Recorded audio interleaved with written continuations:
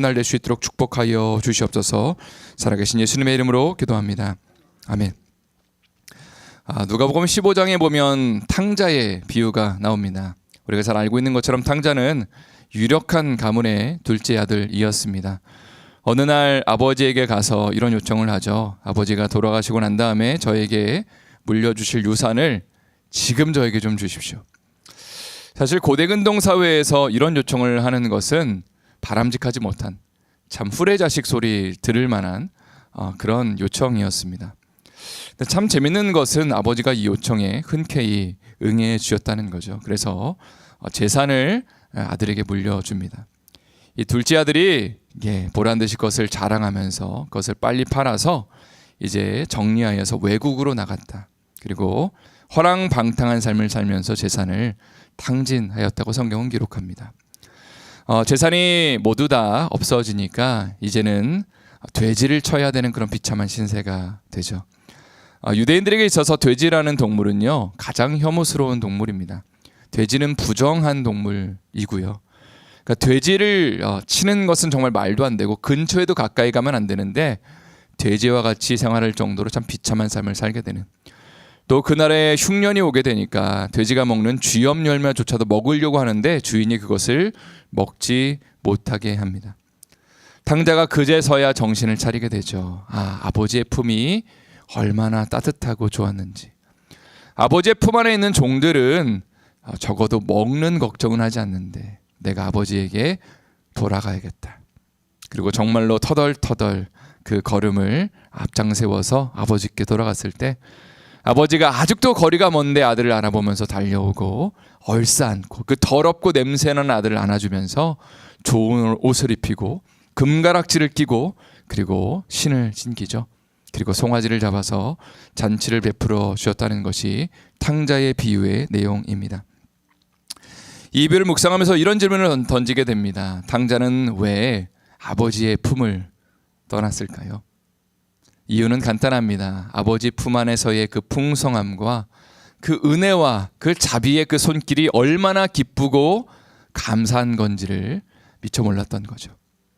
아마 탕자는 아버지보다 내가 더 잘났다고 생각했을 겁니다. 내가 더 지혜롭다고 생각했을 겁니다. 내가 하면 더 잘할 수 있는데, 내가 하면 더 재밌게, 더 신나게, 더 의미 있게 살 수 있는데 라는 그런 마음을 가졌던 것 같아요. 그러니까 재산이 생기니까 아버지의 품을 얼른 떠나서 자기의 길을 걸어갔다는 것입니다.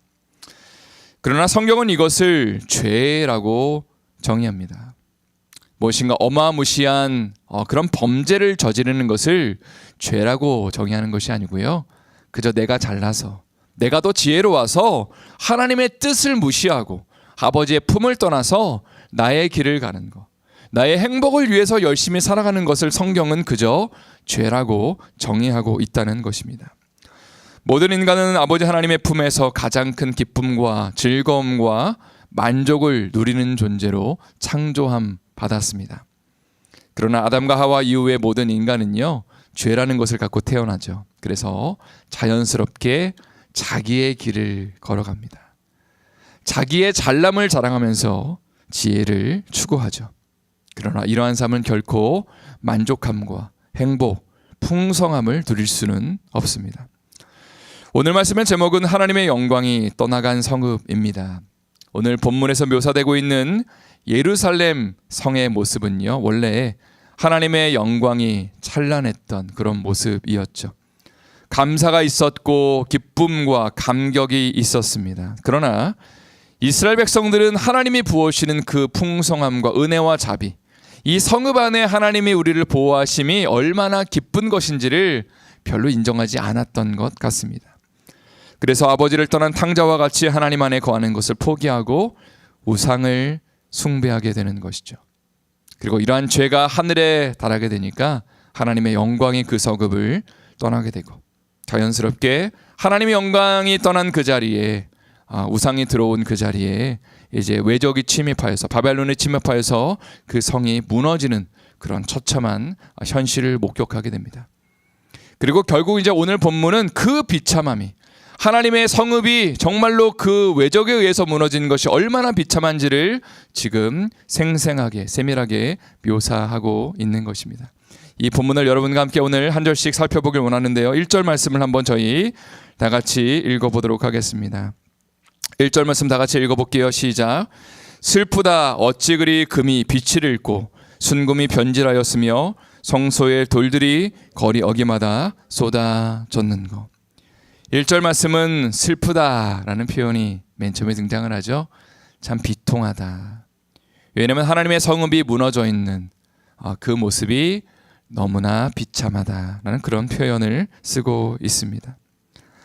오늘날에는 결혼하는 사람들이 다이아 반지를 주고받죠. 그런데 옛날에는 뭘 주고받았죠? 결혼한 사람들이 금반지를 주고받았습니다. 이 금이라는 것은 변하지 않는 것의 상징이죠. 그러니까 우리 사랑 영원히 변하지 말자라는 그런 선언을 하면서 서역을 하면서 그 금반지를 주고받았습니다. 오늘 본문에서 예루살렘 성전에 있었던 하나님의 영광은요, 원래는 변하지 않는 금과 같은 것이었죠. 하나님이 함께 하시는 기쁨과 영광은 절대로 변하거나 변질될 수 없는 그런 금과 같은 것을 상징합니다. 그래서 시대를 초월해서 하나님 앞에 예배하러 나오는 모든 사람들, 그리고 그 풍성함과 은혜를 맛보는 사람들은요, 감사와 감격을 누립니다. 세상이 줄 수 없는 그 평강과 기쁨을요, 그래서 변하지 않는 그 하나님의 그 영광스러운 그 임재의 기쁨을 하나님 예배하는 가운데 오늘날에도 우리는 어디서든지 누릴 수 있다는 것이죠. 그런데 오늘 본문 1절에 보니까 그 금과 같은 하나님의 영광이 빛을 잃고 순금이 변질되었다. 하나님의 영광이 변질되었다는 것이 아니고요, 그 하나님의 영광이 이 성읍을 떠나버리니까 그 성읍의 원래의 그 하나님의 그 임재와 영광이 없어졌다. 이 어찌된 일이냐라고 지금 탄식을 하고 있는 것입니다. 또 2절 말씀은 제가 읽겠습니다. 순금에 비할 만큼 보배로운 시온의 아들들이 어찌 그리 토기장이가 만든 질 항아리 같이 여김이 되었는고. 1절 말씀에서는 예루살렘 성이 순금에 비유되었는데요, 2절에서는 젊은 남성들이 예루살렘의 아들들이 순금에 비유되고 있습니다. 그래서 순금과 같은 보배로운 시온의 아들들이란 표현이 등장하죠. 우리 부모님들은 자녀를 대할 때에 어떤 마음으로 대하시죠? 참 보배로운 아이들, 참 존귀한 아이들이라고 그렇게 생각하면서 대하시죠. 물론 자식이 왼수다라는 말도 있습니다. 근데 그 말도 자식이 너무 귀하고 존귀하니까 그 자식이 조금이라도 속을 상하게 하면 내 마음이 아프다라는 그런 의미의 그 표현이겠죠. 그런데 오늘 본문 2절에 보니까 이런 보배로운 자식들이 어떻게 되었냐면 토기장이가 만든 질 항아리 같이 여김을 받게 되었다. 고대 근동 사회에서 각 가정을 방문하다 보면 가장 흔하게 발견되는 것이 질 항아리, 질 그릇들이었을 겁니다. 무슨 고대 사회에 3000년 전에 예를 들어서 특별한 무슨 장식품이나 가구들이 많이 있지는 않았겠죠.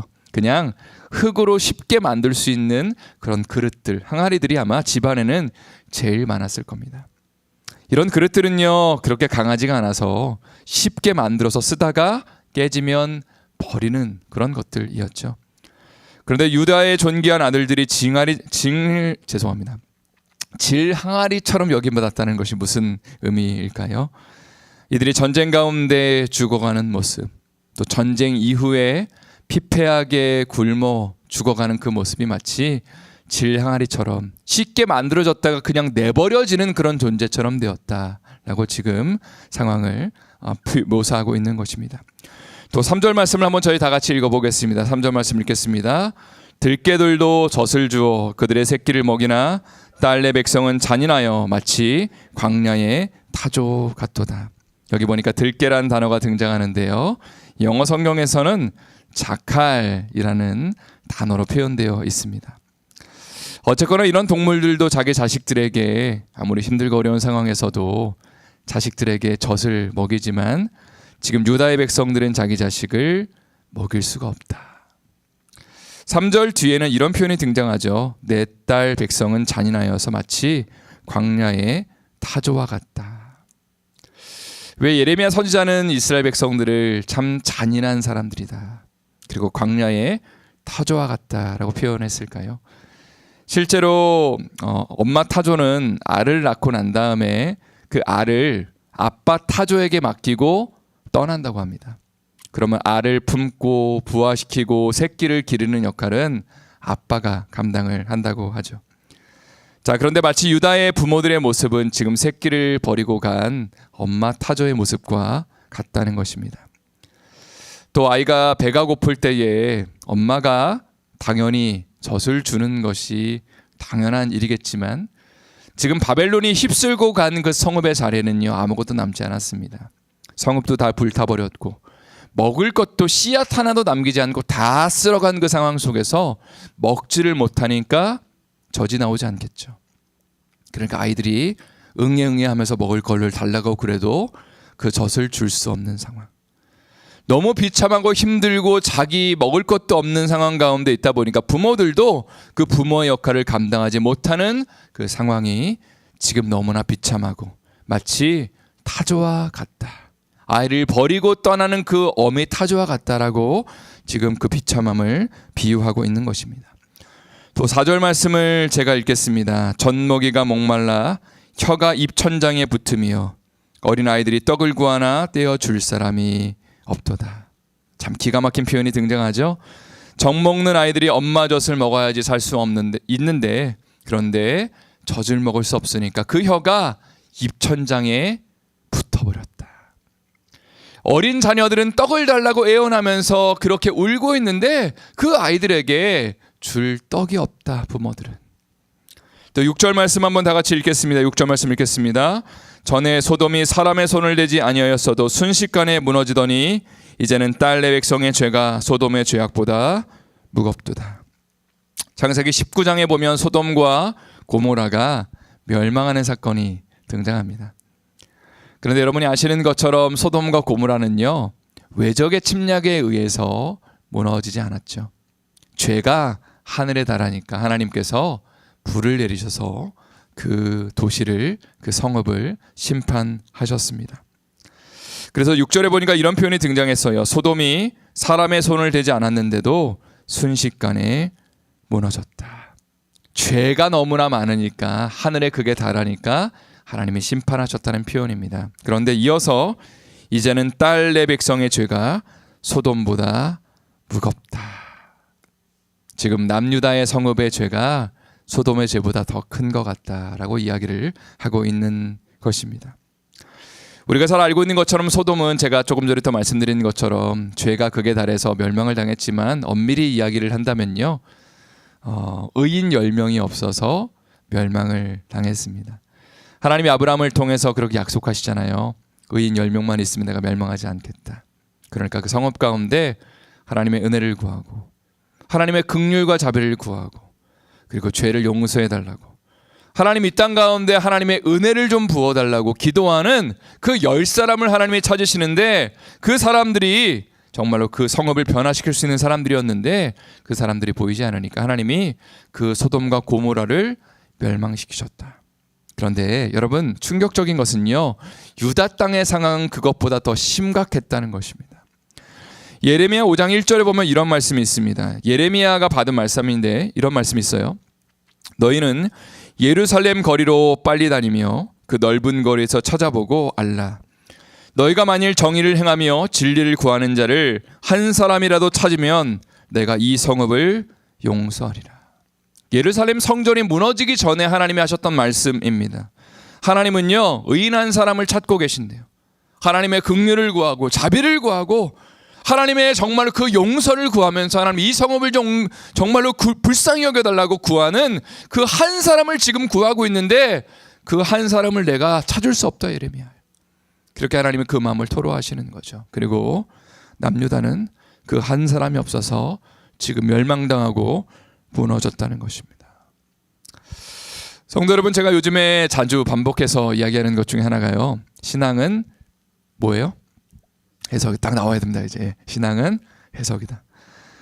우리의 상황 가운데 어떤 일이 발생하면 그것을 내가 어떻게 해석해내느냐가 우리의 신앙을 결정합니다. 그러면 지금 남유다가 무너진 상황에서 여러 가지 해석이 나올 수 있어요. 인간적인 해석들이 많이 나올 수 있습니다. 어떤 사람들이 이렇게 해석을 했을 겁니다. 우리가 믿고 있는 하나님이 힘이 없어서 능력이 없어서 지금 바벨론의 신에 의해서 멸망당한 겁니다. 이렇게 해석하는 사람도 있었을 거고요. 우리가 전쟁에 대한 대비를 제대로 못해서 혹은 마지막 전투에서 제대로 전력을 짜지 못해서 우리가 무너진 겁니다 라고 여러 가지 해석을 내놓을 수 있었습니다. 그러나 예레미야는 지금 이렇게 고백하는 거죠. 우리는 죄악 때문에 멸망한 겁니다.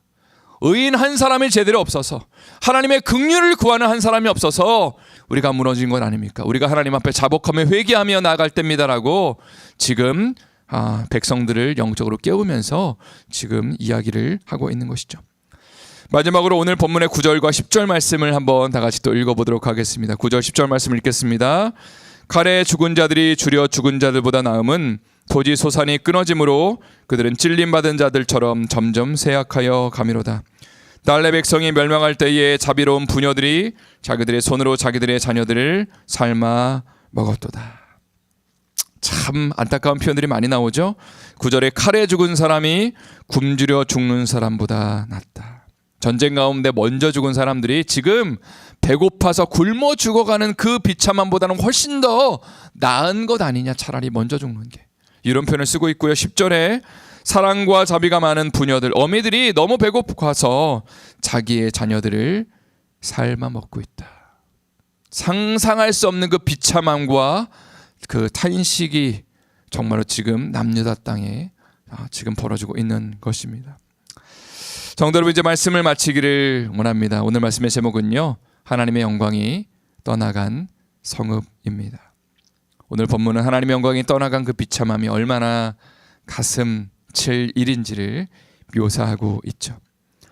사실 이스라엘 백성들이 가나안 땅에 들어가서 그들이 절대로 포기하지 말아야 됐던 것은요, 하나님을 향한 믿음, 신앙, 하나님이 부어주시는 그 영광, 그 임재, 그것을 포기하지 말아야만 했습니다.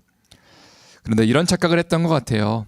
우리가 누리는 것, 내가 잘나서 누리는 거다. 우리가 잘해서, 우리가 똑똑해서, 그래서 이거 우리가 한 거다라고 착각했던 것 같습니다. 그래서 이들은 하나님을 섬기는 것을 소홀히 했고 우상 숭배를 했죠. 신앙생활을 소위 말해서 대충 했다는 것입니다. 그런데 하나님의 영광이 떠나가고 나니까 지금 멸망의 길을 가고 있죠. 다른 나라가 하나님의 영광이 떠난 그 자리를 차지하니까 그 나라가 무너지고 지금 탄식과 비통함 가운데 지금 노래하고 있는 것입니다. 이것을 우리의 삶 가운데 잠깐 적용해 보면 어떨까요? 하나님의 미국 땅 가운데 많은 풍요함과 풍성함을 허락하셨죠. 여러분, 우리가 잘나서 이런 것들을 누리고 있는 걸까요? 우리가 똑똑해서요? 우리가 다른 사람보다 더 의로워서 이런 것들을 누리고 있다고 생각하십니까? 그렇지 않죠. 믿음의 선조들이, 우리보다 훨씬 앞에 왔던 믿음의 선조들, 혹은 몇백 년 전에 왔던 그 선조들이 눈물을 뿌리면서 자신의 생명을 바쳐가면서 하나님, 이 나라는 믿음의 나라가 되기를 원합니다. 앞으로 이 땅에 살 그 후손들은 하나님을 경외하고 예배하는 자들이 되길 원합니다라는 마음을 가지고 그들의 생명을 바쳐서 이 미국이라는 땅을 세운 것 아닙니까? 그러나 오늘날 미국의 상황은 참으로 심각하죠. 잘난 사람들이 너무나 많습니다. 교만한 사람들, 하나님을 인정하지 않는 사람들, 마치 내가 똑똑해서 잘나서 이 모든 것들을 누리고 있다고 생각하는 사람들이 많다는 것이죠. 또 동성애와 낙태와 음란과 세속화의 물결이 우리의 삶을, 특별히 우리의 자녀들의 삶을 쓰나미처럼 사로잡아가고 있습니다. 이런 시대적인 상황 속에서 정말 필요한 사람이 누구일까요? 하나님의 예루살렘 성을 다니면서 하나님의 긍휼을 구하는 사람, 하나님의 자비를 구하는 그 한 사람을 좀 찾아봐라라고 예레미야에게 말씀하신 것처럼 이 땅 가운데 필요한 사람은 수많은 의인들이 아니라 하나님의 심정을 알고 하나님의 은혜를 구하는, 하나님의 자비를 구하는 그 한 사람을 하나님은 찾고 계십니다. 기도의 자리를 지킬 줄 아는 사람, 하나님 앞에 나와서 하나님이 이 나라를 좀 불쌍히 여겨주십시오, 이 죄악을 하나님 불쌍히 여겨주십시오 라고 외치는 그 한 사람, 그 한 사람이 바로 저와 여러분 되시기를 축복합니다. 오늘 또 우리 안디옥 교회가 정말 그런 기도를 올려드릴 수 있는 새벽마다, 또 특별히 오늘 저녁에 수요 부흥 집회가 있습니다. 그곳에 그저 단순히 많은 사람들이 오는 것으로 만족하는 것이 아니라 하나님의 긍휼과 자비를 구하는 한 사람 한 사람 한 사람들이 모여서 정말 하나님 앞에 온전히 통곡하고 탄식하는 가운데 하나님 기뻐하시는 모임과 예배될 수 있기를 예수님의 이름으로 축원드립니다. 이 시간 가능하신 분들은 자리에서 일어나셔서 함께 찬양하실 때에 우리 함께 기도해 주 앞에 나와 무릎 꿇고라는 찬양 함께 하나님 앞에 올려드리도록 하겠습니다.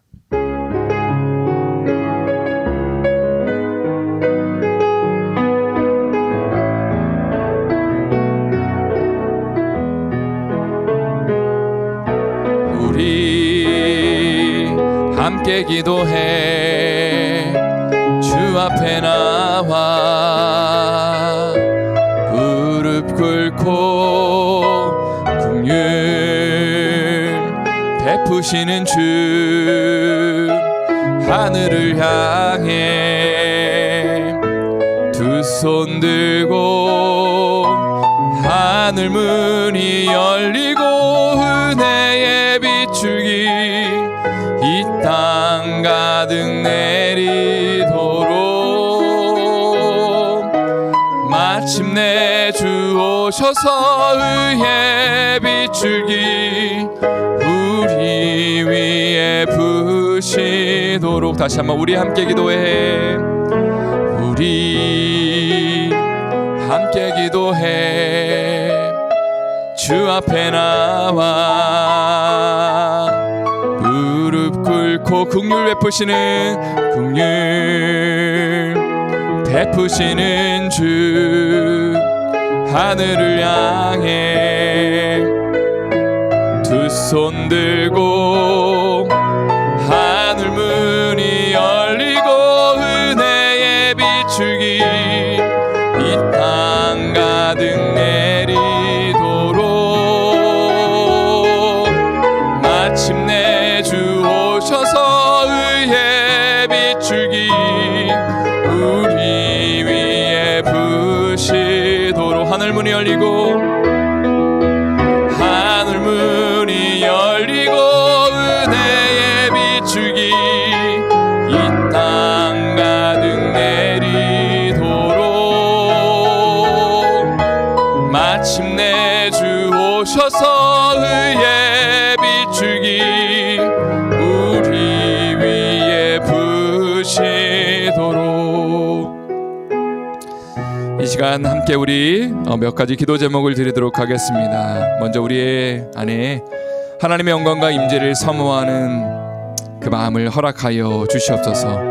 또 황폐한 미국의 영적 상황들을 바라보며 통곡하며 울며 하나님의 긍휼을 구하는 그 한 사람이 내가 되게 하여 주시옵소서. 또 담임 목사님과 사모님을 위해서 기도해 주시고요. 올 한 해 이루어지는 모든 트랜지션을 통해서 비전과 영성의 계승이 잘 이루어지고 모든 리더들이 특별히 기도하는 가운데 마음이 하나 되게 하여 주시옵소서. 오늘 또 저녁 수요 부흥 집회를 위해서 기도해 주십시오. 교회 리더들이 깨어 기도하게 해주시고 기도의 용사들이 일어나는 거룩하고 복된 하나님의 영광과 임재가 넘쳐나는 시간 허락하여 주시옵소서라고 시간 우리 주여 세 번 외치고 간절히 기도하시다가 자유롭게 돌아가시면 되겠습니다. 주여 주여 주여. 하나님 감사합니다. 오늘도 하나님의 말씀 가운데 우리 가운데 도전하시고 은혜 주셔서 말씀 가운데 우리 삶을 돌아보고